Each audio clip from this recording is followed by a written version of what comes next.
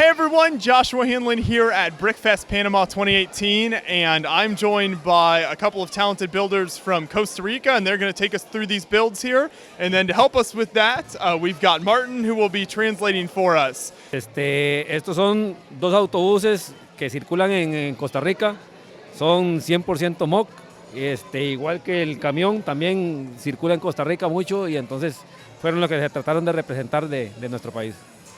These are actually full-scale MOCs they use for designing. They design 2 coaster buses that transit out in Costa Rica. Mostly you can see them as well through the border between Panama and Costa Rica. And as well as they even made a representation of a cargo truck for transporting the containers that move along between the borders and also in Panama City. They're talking that they pretty much built this thing from scratch. They actually try to bring something from Costa Rica, and as well as the truck over here. Yeah, very impressive. So let's talk a little bit more about the design, particularly kind of the angles and the way you're getting all the different colors, at angles and everything there. ¿Qué me pueden hablar un poquito de este rojo? Hablan un poquito del diseño, las proporciones, los ángulos, que están muy interesados en saber cómo fueron que hicieron la mecánica, la proporción de los colores y el diseño. Ok, esto es un autobús que circula en Costa Rica. Lo que yo tengo es fotografías de las personas que pintaron el autobús, o en realidad es un diseño en computadora, de lado, de frente y de la parte trasera, y son los que yo utilicé para escalar el autobús en un programa AutoCAD y luego transformar las medidas a algo que me sirviera de Lego, tanto en colores como en tamaño del autobús, tratar de mantener las formas. Okay, so mostly he used references from live model in transit, and then he actually made a small scale model, and then he converted it through AutoCAD to get a slightly more proportionate design. This is an actual concept of how it is in real life. Once he got the actual redesigned 3D concept in AutoCAD, he started using it on a digital program to get an actual estimate for how many pieces, what pieces, and how it should look in real life. After that, he built the real scale model with Lego pieces for showcasing here. Él está basado en la mecánica de los Model Team de finales de los 80, principios de los 90. Lo que es la vuelta, el giro delantero, está a un tercio de relación en la parte de atrás. Entonces eso es lo que sirven los buses grandes en lo que son esquinas para facilitar el cruce. So the model is based mostly on between the 80s and 90s version of the Technic series, mostly because it has a working inside axle system that actually is based on the real life concept that the buses use for transportation and movement, which is actually very helpful since you can see that the light brick here is actually the main system for the turning axle point between the front system and the back system. As well as that, they use the same principle for the old Technic models for the doors and the entire sections for storing what would be the luggage in the real life system. So there's a lot of movement and sort of playability there. Yeah, there's a lot of movement and a lot of playability according to them. You can actually see how they scale up all the entire system in the inside.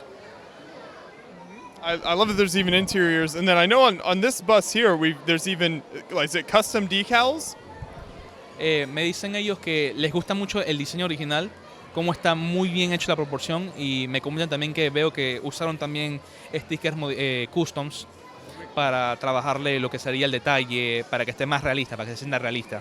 Sí, de hecho, para este autobús azul ya hay detalles que hacer en Lego, por ejemplo, el tamaño de las letras, la forma del venado era muy complejo en Lego, entonces decidí que esos detalles ya se hacían con unos stickers hechos también en algún programa de computadora y trasladados al modelo.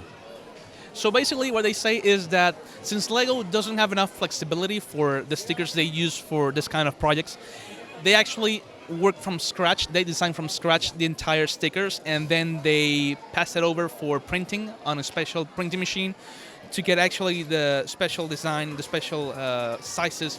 The stickers are customs, so they mostly had to work with something that Lego usually does not make in order for them to create something that is more or less accurate to the real life version of this model, which is actually the one you can see over here on the phone. Yeah, that's fantastic work.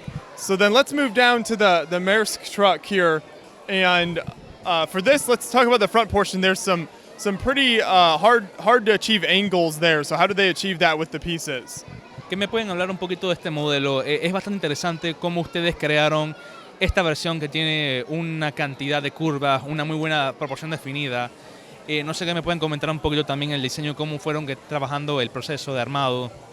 Ok, este camión es una Freightliner, está basado el chasis en el original Model Team 5580 y la cabina en uno de los camiones que más vemos en Costa Rica también. Básicamente la estructura interna es muy parecida al modelo original del Lego 5580, el resto, digamos, la exterior sí es totalmente mock. So mostly this is based on the original real-life Freightliner model we see most days in the street. The chassis is based on the real-life contraption model that it was done by Lego, but roughly the entire size, the entire outer space that is right now was custom built. They actually start working this from scratch. They made the model have a little bit more realistic look from the real life model. They pretty much worked this thing from scratch. The only thing that they used as a basis model was the entire engine, like the entire contraption from Technique, from the real life model that Lego did. Es importante, la referencia que nosotros hacemos es a partir de los Model Team. Ya Lego no los volvió a hacer desde hace años.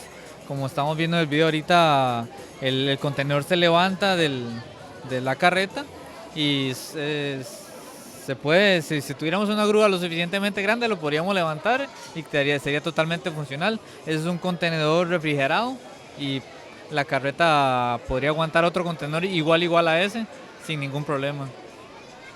So basically, they start working with a modeling team to create most of the aspect for the container.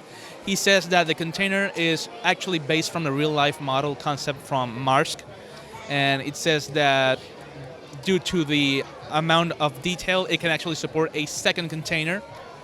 And it would not lose any. It would not have any problem. It would not lose any sort of mobility. It would still work, and if they would have an actual scale crane to lift the container, it would actually be better. It would actually show a better angle about how this was created on a real-life scale proportion. Well, it's excellent work. I love all of the builds here, so thank you so much for bringing them to the show. Appreciate it. Thank you. Me gustaron mucho los modelos que ustedes hicieron. Les agradezco mucho este tipo de trabajo que han traído y sigan adelante con este tipo de trabajo. No, igual, muchas gracias por venir y esperemos tenerte pronto en Costa Rica, en un show propio por allá.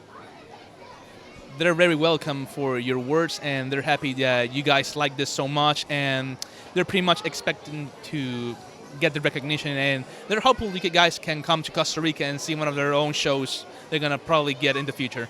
We'd love to. Thank you so much.